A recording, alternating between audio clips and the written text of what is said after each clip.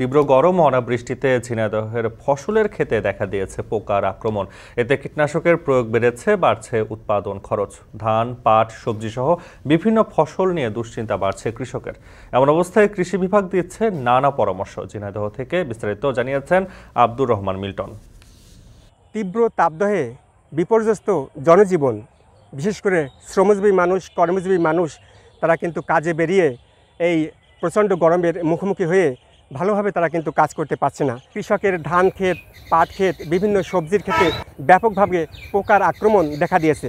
কৃষকেরা বলছে যে এই মুহূর্তে যে বোরো ধান তাদের রয়েছে এবং বোরো ধানের ফুল ধরেছে, ছড়া ধরেছে, সেই ধান ক্ষেতে কিন্তু 3 ধরনের মাজরা পোকার আক্রমণ দেখা দিয়েছে। এই মাজরা পোকার আক্রমণের কারণে তাদের বাড়তি খরচ হচ্ছে, অতিরিক্ত টাকা দিয়ে কীটনাশক কিনতে হচ্ছে এবং সেই কীটনাশক প্রয়োগ করতে হচ্ছে।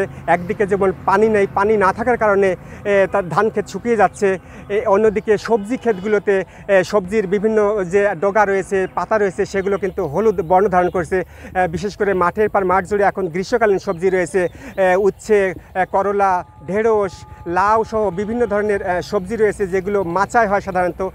সেই সব সবজিগুলোতে বেশি ক্ষতির শিকার হচ্ছে কৃষকেরা। মাঠে যেসব সেচ যন্ত্র রয়েছে, সেই সেচ যন্ত্রের মাধ্যমে প্রতি সেকেন্ডে 10 লিটার পানি উঠলেও 1 মাসের ব্যবধানে কিন্তু এখন প্রতি সেকেন্ডে 5 লিটার পানিও উঠছে না। ফলে সবাই বৃষ্টির অপেক্ষা করছে।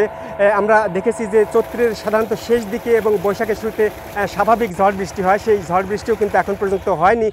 ফলে সবজি এবং ফসলের ক্ষেত নিয়ে এক ধরনের বিপর্যয়ের মুখে রয়েছে কৃষক।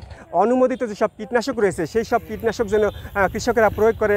সবজি ক্ষেতে বিশেষ করে শুধু পানি স্প্রে করবে। যদি এই পানি স্প্রে করতে থাকে তাহলে এক ধরনের আর্দ্রতা থাকবে। কীটনাশক প্রয়োগ ও উৎপাদন ব্যাহত হওয়ার শঙ্কা নিয়ে আমার কাছে এই ছিল সর্বশেষ খবরাখবর। বৈশাখের শুরু থেকে বাড়ছে তাপমাত্রা। এদিকে ছুটি শেষে স্বাভাবিক রূপ